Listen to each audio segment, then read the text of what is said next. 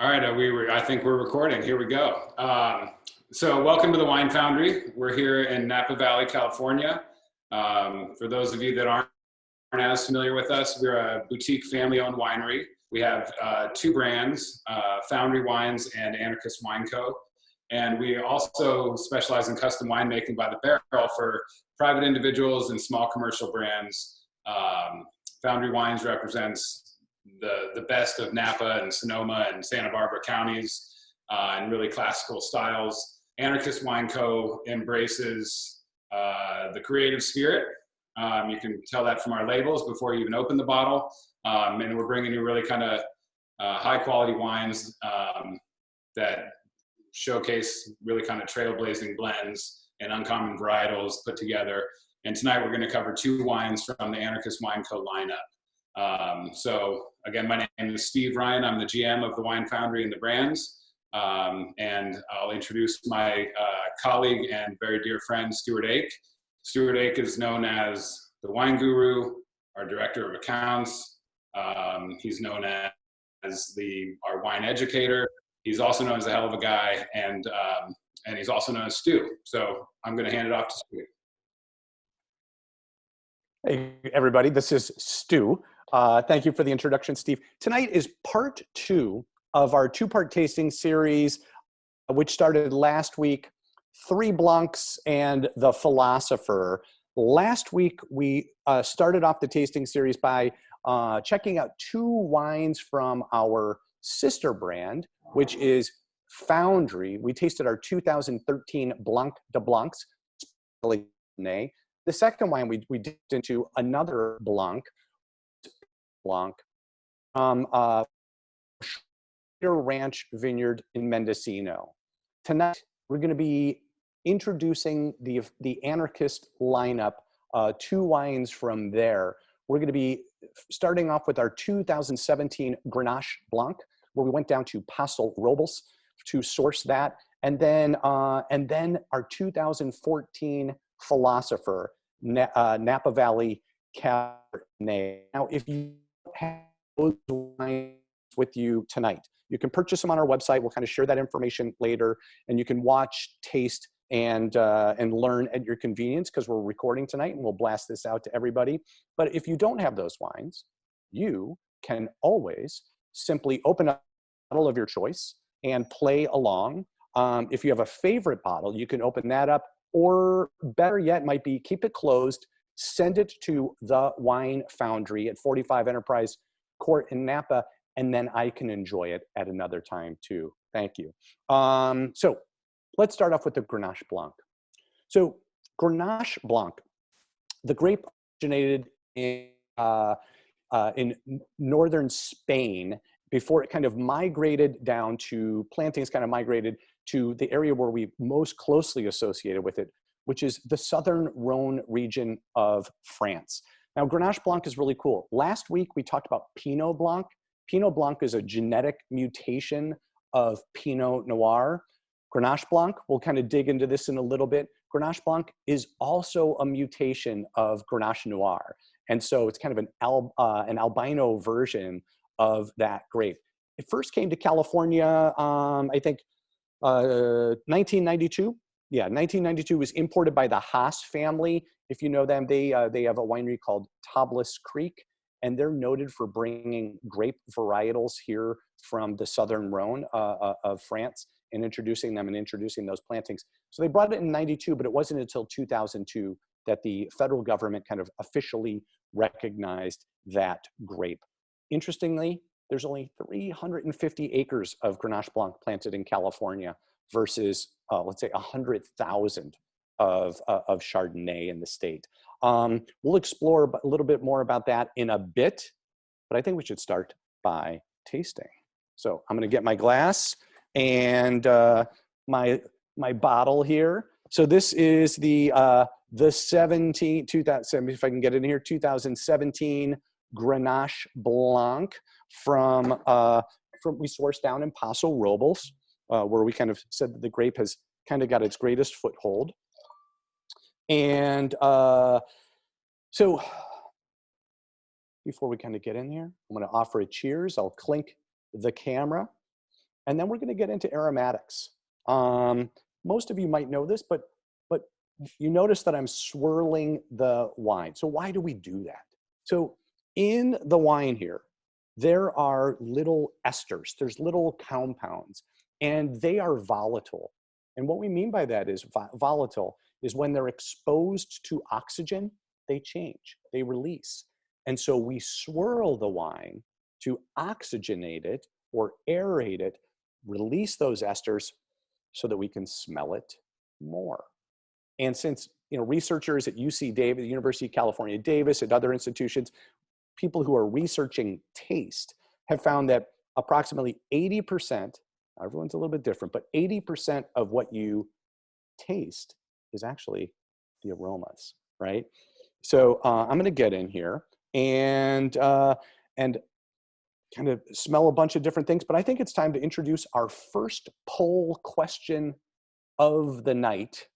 I'm going to bring Steve Ryan in to kind of talk us through this here. Steve, can you tell us about the poll that we've got here? I sure can, Stu. Thank you very much. We've titled this poll, "And Nose by any other name would smell as sweet," which is actually a nod to our next round of tasting, and we'll talk about later. Which of the following aromatics do you find strongest in the wine?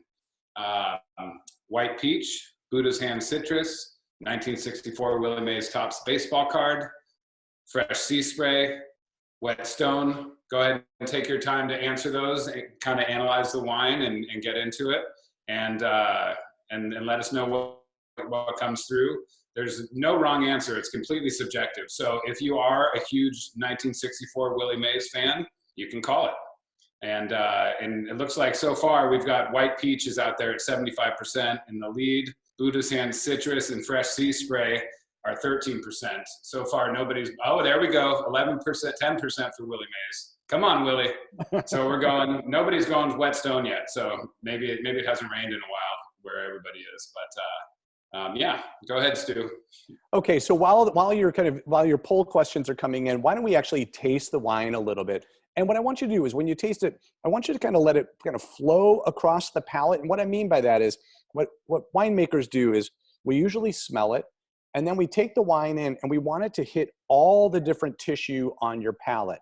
And you'll see some of us do this geeky thing where we kind of bring some oxygen into the mouth at the same time, because we have the retronasal passage. We have a little hole in the back of not a hole in the back of the head, but we have a little hole in the back of the throat, which allows us the aeration to kind of get a better olfactory experience. So we kind of swirl, get in there. I definitely get some baseball cards. I'm going more for an Ernie Banks since I'm originally from Chicago, and I know we have some international people on here, so baseball references, sorry about that.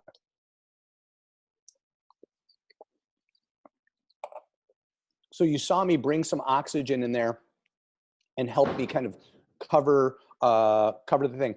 If you could utilize the chat function, it would be great if you could kind of let us know some of the things that you get in there. I get kind of like this lemony, kind of a citrus lemon thing, but it's not a really sharp citrus thing. It's more kind of more of a polished citrus, kind of like citronella, if you will. Just remember, all that language is subjective. So, and if you have any soft objects, whenever we say anything stupid, you are welcome to throw it right at the screen. So, Steve, Coral's throwing out fennel. Okay. Thank you, Coral. Thank you. Fennel's great. You know, we got grapefruit from Green Bay, California. There. Do you want to kind of take a couple more minutes on the poll, or are you ready to kind of close this thing out and declare a winner? Yeah, I think so. Pretty clear winner was white peach at 71%, and fresh sea spray 14%, and then very interestingly, I don't know what this says about Patrick's winemaking ability, but it was a tie between Buddha's hand citrus at 7% with the Willie Mays baseball card at 7%. So we'll have to. Patrick's probably out there somewhere on here, so he'll have to take that comment. And as long as those scores are adjudicated, then I feel confident about that. So Steve, sourced, do we have any questions come in? It looks like there's a question at the bottom. Any questions that you want to share before we kind of move on? Yeah, okay, yeah, we've got this, oh, this one's coming all the way from, looks like near the winelands in South Africa, Cape Town. And it's why do we pick Paso Robles? The question is why is the fruit from Paso Robles? Hold on, let me get this poll down. So we pulled from Paso Robles because yes, there is very good Grenache Blanc in Napa and Sonoma counties, but it's hotter up here, and the cooler climate down in Paso. Well, there's also more of it too. I should start by saying, because I don't know, can't remember if Stu covered it, but it's like 85 or 90% of all of California's Grenache Blanc is in San Luis Obispo County. And one of the reasons that area is so great for it is because of the climate and because it's kind of the hip of California, the California coast, where the mountain ranges shift from going north-south to going, east-west to going, they're running north-south and they switch to going east-west right there. So it creates kind of what I call a climate channel. For those of you that were on the meeting last week when Stu was talking about the Petaluma Gap and how the fog and the cooler marine layer will come up between those two mountain ranges, same exact thing happens coming inland from the coast to Paso. So those are the primary reasons. Secondary reason would really be because Patrick likes Paso Robles. It's a really cool town, and so he likes to go down there and check on fruit and spend the night, and there's a couple good restaurants down there too. So kind of the same reason we go down to Santa Barbara, I think, at times. But yeah, so, and we can talk about Paso. I think, Stu, do you have a screenshot or anything of a map that you can show? Yeah, let me bring up a little Paso map here in a second. Okay, so I'm going to back out a little bit so you can kind of see where it is in relation to the rest of California. And Steve, you can kind of walk us if you want. Yeah, a little slow. Going a little slowly there. Here we go. If you kind of want to take it. Basically, it's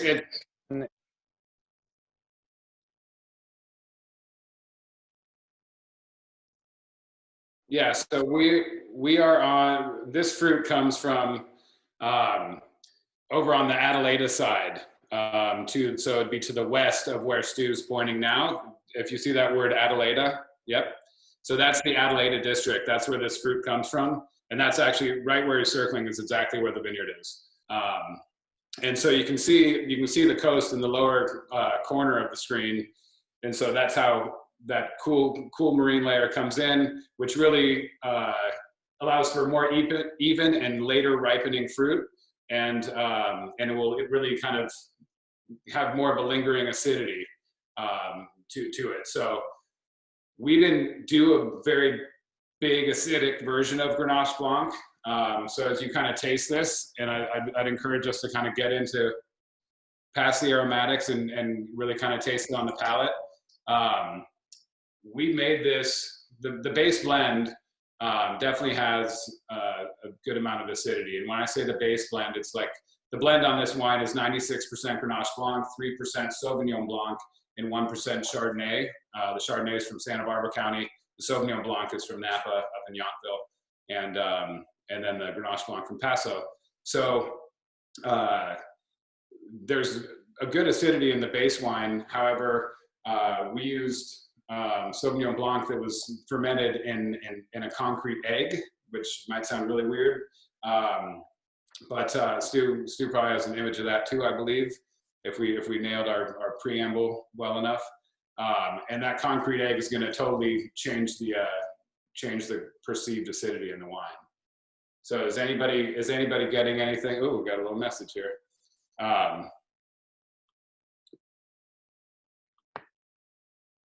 Yeah, so those are concrete eggs, and we can talk about that in a minute as far as how it's. Oh, we can get into it now, I guess. But wait, hold on. There's a thing here, and I have to. Oh, what do those other varietals contribute to the final blend? Okay. So very good question, Lisa. Those other varietals contribute. So we wanted a more round version of the Grenache Blanc, and that's what Patrick really kind of set out to do. And round, I'm talking about on the mouth feel. So when you take it in your mouth, you swish it around, it's going to feel fuller, and almost more of a, I don't know, Stu, would you say a creamier texture is fair? You're on mute. I did that on purpose, actually. Yeah, so I think it gives a richer, rounder texture. I get a little more sideways dimensionality when we work with the egg, and typically see it as more of a kind of a component of it as the final blend, as opposed to kind of having it being the driving force, if that's yeah. So what the egg does, because Sauvignon Blanc is traditionally much more acidic, for example. What the egg does, there's two kind of reasons that we use it.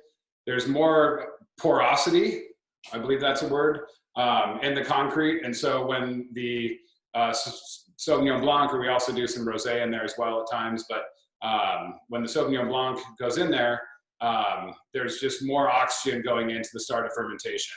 And that's a very good thing for getting the ferment going, producing the yeast and multiplying the yeast. The other thing is the shape of the egg being shaped like an egg. This is appropriate with the Easter holiday coming up. That creates a natural convection inside for fermentation. So in fermentation, there's always a natural convection in the vessel. And so whether it's a round vessel, an egg-shaped vessel, or a cubic vessel like the ones over my shoulder here, there's always going to be a natural convection. And with the egg shape, it creates the solids, meaning the yeast and the proteins from the wine. Those suspend more in the wine as it's fermenting, which adds to a rounder, fuller mouthfeel and a lower perceived acidity. And so it kind of can last a little bit longer on the palate. And yeah, I think I'd say hopefully that answered Lisa's question. But that's why we chose those varieties to go in there. And then the Chard was just to kind of round it out a little bit more. And then Steve, if I could kind of jump in a little bit, we also, in addition to the egg, we also utilize neutral oak barrels in stainless steel. And I have a little clip of the barrel room. Can I show that for our Oh yeah, totally, viewers? please. Sure.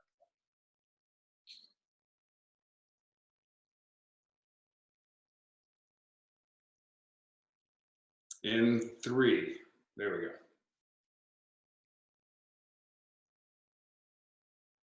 Yeah, so basically we're going to be aging in a variety. We just saw some stainless steel go by. We're going to be aging in a variety of vessels. And just as the question that came in before about the egg, stainless steel, there's not going to be any oxygen exchange. So it tends to kind of lend itself to a more linear, focused interpretation.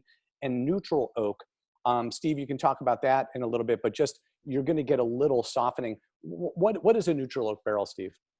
So a neutral oak barrel is a regular oak barrel. We source all of ours from France, and when it comes in from the cooper, it's been toasted to certain degrees that Patrick orders and specifies, and then as the wine ages in it, that toast and those vanilla compounds and baking spice flavors and all of those things come from oak, those all go into the wine. So after we use it the second vintage, we call it a once used, and it's going to impart about 50% of the oak. And then once we've used it for 2 or more vintages, we consider it neutral. And really all that's going to do is add shape for a similar reason to the egg a little bit. And it'll just add roundness to the palate. It won't impart any of that oak flavor. And then we had a question come in from, I believe, from Cincinnati. And the question is, how long does it stay in the egg? Oh, that's a good question. So there's no recipe on that, really, like a lot of things in winemaking. But we normally keep ours in there for primary fermentation, and which is going to be about, well, I guess we'd do it primary fermentation, then we'd probably break it down to cool it down a little bit. So probably anywhere from 14 to 28 days in total.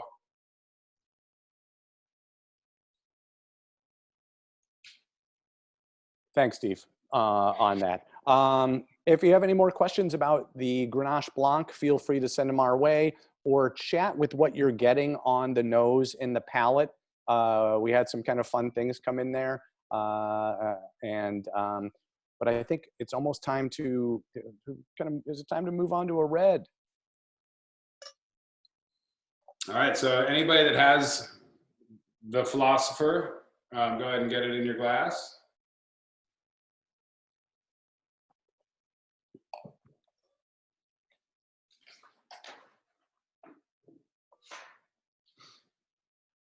Okay, so I'm going to pour my Philosopher right now. Hey, so this is the 2014 Philosopher. It is a Cabernet Sauvignon. We say red wine on the bottle, but as long as you have 75% of Cabernet Sauvignon in there, it can be called, or any 75% of any grape varietal, you can call it that varietal. In this case, since we had at least 75% Cab Sauv, Cabernet Sauvignon, we kind of always refer to this as our Cab. Our inaugural vintage on the Philosopher scored 98 points, which was really good. It was out of 2,000 points, so no, it was out of 100. And it got a double gold, and a bunch of wine writers, or a number of wine writers, have said best Napa Cab under $50. So we're really, really proud of that. So although we call it a red wine, it is a Cabernet. What I'm going to do is I'm going to go to Napa Valley here to a map so I can kind of point out, because we use a number of different vineyards in here for this.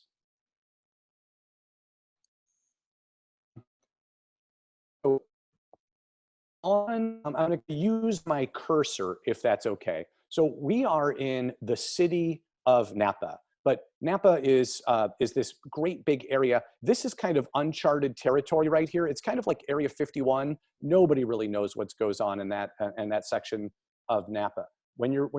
Most of the grapes that we're kind of looking at are right within this area, from the city of Napa up to Calistoga. So we used a number of different vineyards on this. We sourced from this region, became a growing region in 2012, and the vineyard was called St. Coombs Vineyard in Coombsville. So, and what's cool about this is you can see how close we are. We're only a couple of miles from the bay. If we go a little bit south, you'll see, well, there's San Francisco right down there. So this is kind of cooler.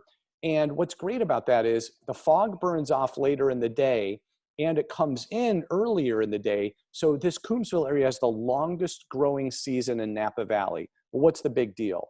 It's really cool because not temperature wise, it's really neat in that it allows the grapes to stay on vine a very long time without high sugar accumulation. So it really prevents the grapes from becoming too. Here can Atlas Peak, another vineyard called Odyssey, and Atlas Peak high up on what we refer to as the Vaca Range. So we've got valley floor fruit and some high mountain fruit. And then we went up to Stag's Leap District right off of what's called the Silverado Trail, very small growing area, but just exceptional fruit there. And then we went all the way up on what's called Howell Mountain up by the town of Angwin. The person who kind of made Mike Beatty is the person who we sourced that fruit from, and he made Napa Valley the first kind of AVA, Howell Mountain, the first growing region, American viticultural area in Napa Valley. So Mike's a big legend, a wonderful person to know, and we sourced his fruits from there, the fruit from there. Stu? Yep. Go ahead. No, I was just going to say a little tasting time here. Perfect. Do you want to take us through that, Steve? No, you're on a roll. This cab has 75% Cab Sauv, 8% Syrah, 7% Malbec, 6% Merlot, and 4% Petit Verdot. If you want to sound really cool, you're always going to say PV. I'm going to get in there. And if you could kind of share your questions or get what you're picking up on the nose and palate, it would be great. So I'm getting a nice little swirl on. I'm getting some nice kind of spicy stuff, almost like, and that's might be more contributed from the barrel. I'm getting like a kind of some oak characteristics, which would be, you know, I'm looking for maybe some vanilla compounds or kind of a spice thing like cinnamon, pie spices, so kind of a sweet spice thing. And then on the palate,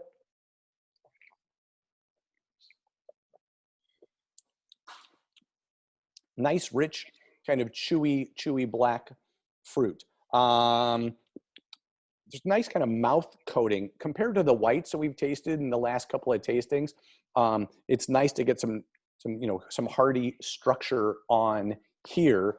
We want to hear from you. We got a couple of questions coming in, but I think it's time for poll number 2. Poll Hey, Stu. number 2. Yeah, Steve. I think my computer's frozen here, so I think you need to launch the poll. If you go to polling down the bottom bar, click that. You got it? Launch poll 2. Very nice. I've just got a black screen and then you and me, so. Oh, Steve, it's a terrible tragedy. So why are my, poll question number 2, why are my lips stuck to my teeth? So which grape, so this is, if for the wine geeks out there, which grape out of the following contributes to length and structure on the palate? It is a multiple choice question, boys and girls. So we've got Cabernet Sauvignon, a grape called Syrah, Malbec, Merlot, I'm going to say Cab Franc, and Petit Verdot. I think whoever generated this poll was really trying to force the issue with Merlot. So, and I see some stuff coming in right now. Some Cab Sauv is coming in, Syrah, some Petit Verdot. The cool kids on the block will say PV, but keep your answers coming. Steve, although we might not be able to see you, can you chime in and kind of tell us what you're picking up on the nose and palate here? Yeah, so I'm getting a really nice, well, here, okay, let me start over. You're forcing me to drink more. It's a terrible. On the nose, I'm getting some really nice blue fruits, like some kind of dried blueberry. Also a little kind of dried currant, maybe. More dried fruit to me. I definitely get some spice, like some kind of a little baking spice there. Something I like to call Grandpa's leather chair. Wow. Your grandpa had a very different leather chair than mine. And then on the palate, it's just got a nice round palate, kind of very fleshy, is how I describe the middle of the palate, coming to the finish where it is long and grippy, and I'm getting those tannins in there that we'll talk about. We've got a question coming in. I'll take this one, then I'm going to throw one your way. Is that okay? So Lisa kind of chimes in with this question that says, does the blend change with each vintage, or does it depend on what Mother Nature gives you? Really good question. So Steve alluded to this before. He said, winemaking recipe. And I always say this silly thing at the winery. People are tired of me saying, like, when you're making the wine, or when Patrick's kind of working in the vineyard, and Patrick is our director of winemaking. He'll be joining us next week.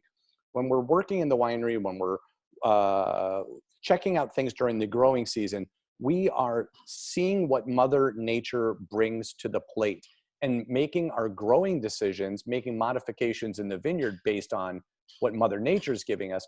And then once we get to the winery, we're going to kind of play with it. But ultimately, the blend is going to change every single year, because we have to see what the wine is what the story the wine is telling us, listen to it, and try to accentuate the characteristics that we want and mask some of those characteristics that we might want to kind of put into the background. So I hope that answers that.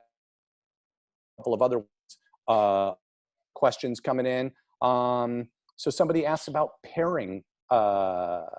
Steve?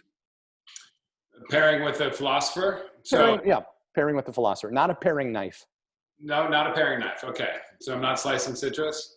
You are not slicing citrus. I had a ribeye this afternoon for lunch, which was delicious, and that would go great with this. So any kind of roasted meat, grilled meat, anything it's not such an overpowering cab. The finish isn't so, it's not going to dry your mouth out too bad, especially because this wine is bottle aged for a bit as well. So so the tannins are pretty well integrated. It's got enough grip there though that it definitely could go well with any sort of fatty food, you know. And so to a nod of a good friend of mine that's somewhere here in the winery, Valerie, who does not eat meat, she would probably say that this would go great with some sort of a, you know, hearty portobello, maybe with a good marinade on it, maybe some fatty cheese, some grilled vegetables with some oil on it. So I think that would all cut right with it. Okay, what I'm going to do is thank you for the food suggestions, and having a ribeye for lunch. You're in a different tax bracket, my friend. So I'm going to end the poll. We're going to kind of take a look at what we have here. So in terms of which grape contributes to length and structure on the palate, the options again were Cabernet Sauvignon, Syrah, Malbec, Merlot ×2, and Petit Verdot. And the adjudicated answer was Petit Verdot. Nice. And it is, and I'm gonna applaud that answer. So Petit Verdot is not a grape you hear a lot about.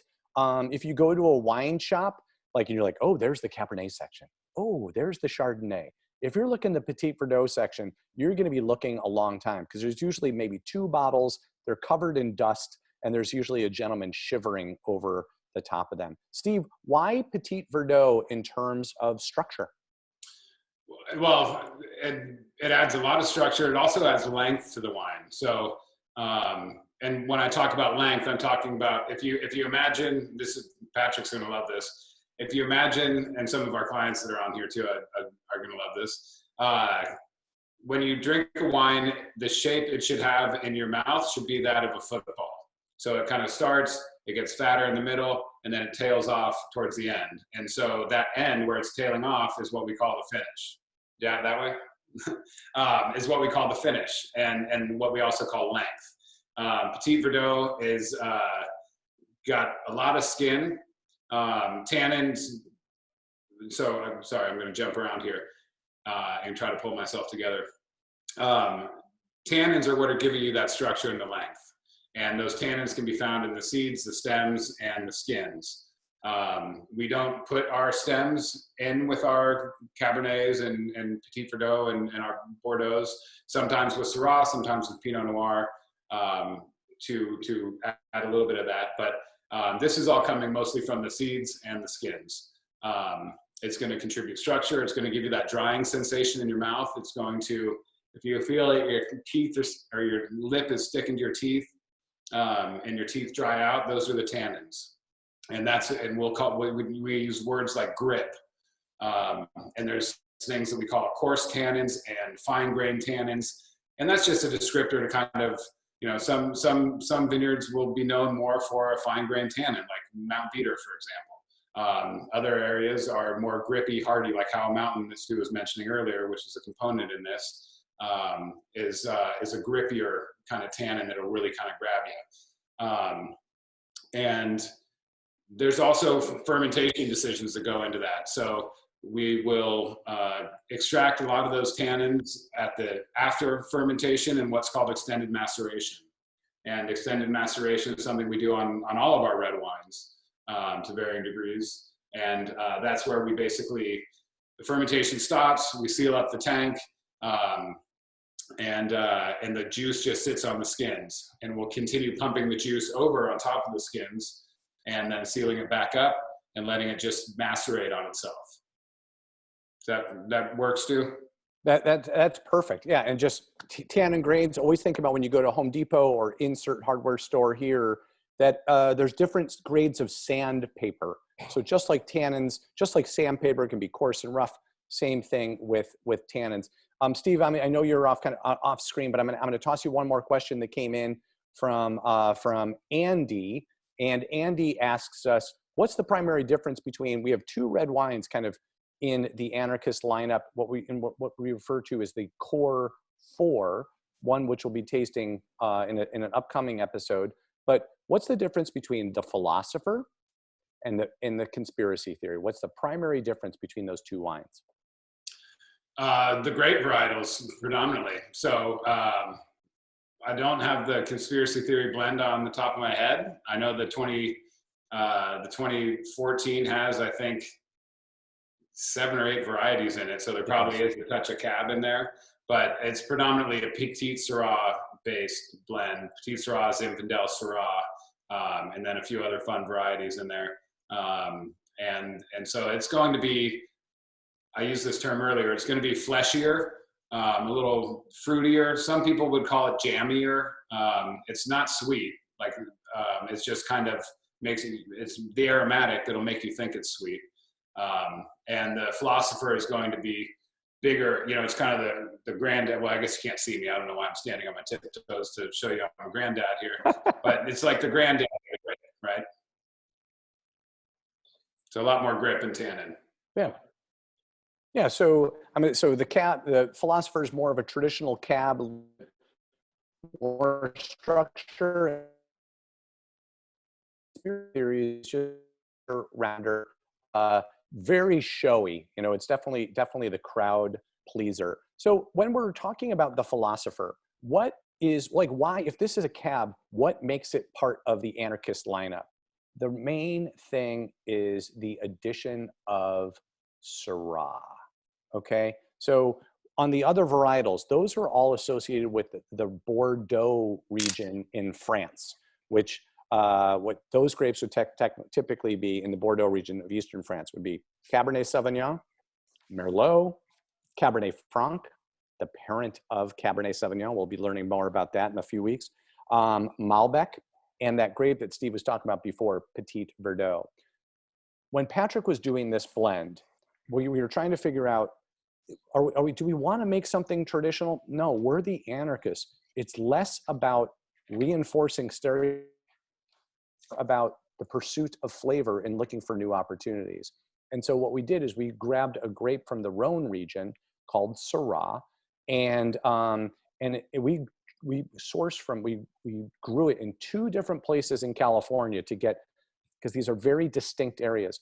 One of the vineyards is called Alder Springs. And if you look up Alder Springs, it's maybe the top Syrah site in the New World. And that comes from north of Napa, a region called Mendocino.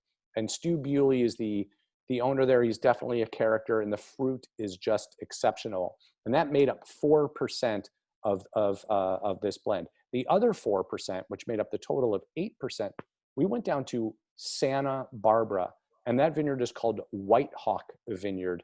Also, arguably, the Hatfields and McCoys will argue over which is the most prestigious Syrah site, but White Hawk down in Santa Barbara, kind of richer, rounder, opulent, great acid, despite that kind of richer, rounder thing. And Steve mentioned this before, the hip of California. If you look at a California map, there's like this little, it's got a little attitude, kind of juts out there a little bit. And that's because the coastal range, which runs north to south on most of the state, there from plate tectonics, whoop, kind of runs east to west, allowing the fogs to kind of push in over. And so when Patrick Sabo was working on the blends, he's like, man, I found it. We were all sitting around the table, and it was definitely an aha moment. Now, one of our participants last week had this idea of, when we were tasting the wine in different glasses. So I am tasting in right now what would be referred to as a Bordeaux glass. A Bordeaux glass is kind of, the shape is a little bit taller and longer. It doesn't matter the size of the glass that you have, but it's a little bit taller. And different people will try to sell you different glasses for different reasons. But I'm also, I'm going to pull out what's referred to as a Burgundy glass. It's got a wider bulb, and I'm going to pull out a smaller one. If you have a coffee cup at home, the whole goal is, how does the glass you're tasting in change the experience? So I'm going to pour a little Philosopher in this one, and we'll check out the aromatics. I invite you to do the same. And I'm not going to do it at the same time, but Interestingly, the note, you would think on the Burgundy glass, the richer, rounder the glass, you would get more of the aromatics, but I actually found, surprise, surprise, or not surprise, I actually found a little more aromatic clarity, a little more brilliance in the Bordeaux glass. Now I'm going to go in the smaller one, and I'm actually getting very little aromatics out of here. So does the glass impact it? Well, I mean, you can kind of chime in and let us know that, but I think the answer is yes. But does it make it better? I think that's, yeah. Oh, sorry. I fixed my problem, but now I need you to enable video. Sorry. Okay. Here we go. And wow, we have Steve Ryan. I'm going to pin his video because he's such a handsome guy. You've been looking at one of, my joke is I have the face for radio, and now you have a much more handsome human being. You're kind of just talking about tasting in different vessels. All right. Thank you for bringing me back up to speed. Did you get to taste in a different glass upstairs? I did, but I drank that one. But yes, I think the vessel is very important. I'm also a bit of a snob about this stuff, but admittedly, but yeah, some people like it. I don't know if you already went through this, but stems, stemless. You can drink it out of a juice glass if you want. I know somebody that drinks their white wine out of a regular old juice glass all the time. So just depends on how you want to enjoy it. I like the big glass where you can really get your nose in there. Yeah, I hope you're not talking about my nose, because it is a very, very sensitive subject. If anybody wants to chime in on the side there. So did you get the question that Brittany and Freddie asked about, does the Philospher stay bottled for a certain period of time before it's sold? Could you jump in on that, please? Yeah, totally. So yeah, we try to release a wine when it's ready to go. Our Foundry wines portfolio is a bit more for people that are collecting or are really going to lay things down, and they're maybe not going to show at their peak for a while after we release them. They always are going to be ready to go, but you might have to decant them a bit or really kind of aerate them or work it in your glass. When I say work it in your glass, I'm talking about working it in your glass. On the Anarchist wine side of things, we do try to release the wines when they're ready to go. And so you can still lay them down for a while. Patrick does the blends so that, this is a 2014 Philospher, and it's probably right about at its peak, maybe a year away or so. But it's made to be able to drink now and be really approachable.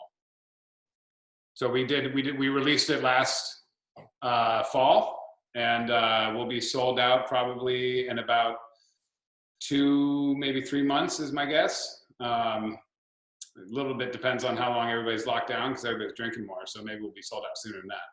And then we'll move on to the next vintage. Hey, thanks for that. Thank you for that question. Steve, anything else you want to kind of pull out for today? Not on the wines. I unfortunately missed a little bit there, and I'm sorry for that. I had technical difficulties, which I really don't like to be the one around here with technical difficulties. Yeah, I am usually the Luddite, causing problems. So it's nice that somebody else had that problem. Yeah, I wasn't going to say it, but I appreciate you jumping on the grenade. I could go. I'd like to first of all thank everybody for spending time with us. We can still stay on and answer some questions if anybody has them. We can go through anything, but we are going to be doing this. We've kind of set it up to where you're already registered every Friday for 5 o'clock. If you can join us, that's terrific, and we really appreciate it. You'll get a reminder email either the day before or a couple hours before. Click the link and you're good to join. You don't have to keep registering. Our next series, the way we're setting this up is that every week we're going to do 2 wines, and so every 2 weeks we're going to release a different 4-pack. that we're doing. So you can buy the wines. On Sunday, you'll get an email from us that'll kind of show you what those next wines are, but we can give you a sneak peek now. It's a tasting series called Romeo and Juliet, Uncommon Blends with Storybook Results. Those wines, all of them are really centered around blends. One of our team members here is very creative and has spent a lot of time getting her creative juices going and putting these things together with wines that really complement each other. The next one will have the Anarchist, which is like our flagship white blend.